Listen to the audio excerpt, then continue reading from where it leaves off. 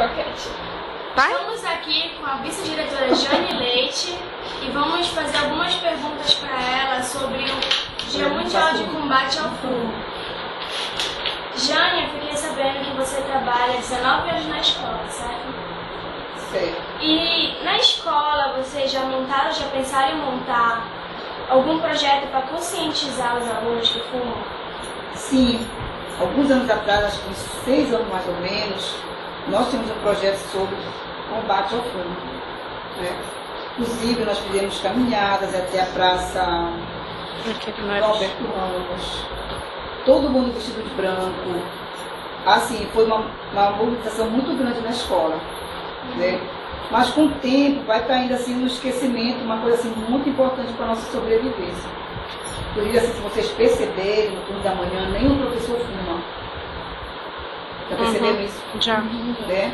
Nós também não fumamos. Tá? Então, isso aí é consequência desse trabalho que já houve há muito tempo atrás. Tá bom.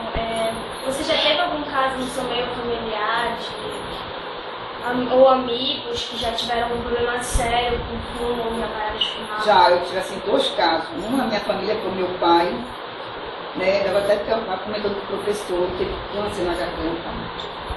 Porque no tempo dele fumava aquele cigarro sem filtro. Mesmo com filtro faz mal, né? Assim, era diretamente, aí ele morreu com câncer na garganta. Outra pessoa também que eu tive assim, conhecimento, que foi vítima de cigarro, foi a irmã da professora Bertila. Ela também morreu em função disso aí. Faz mais ou menos 2 ou 3 anos.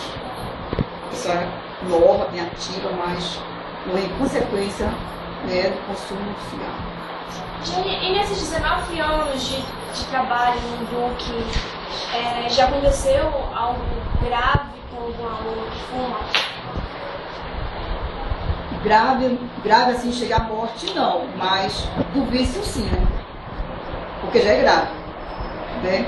Você se envolver tudo quanto é vício já é algo pernicioso ao ser humano.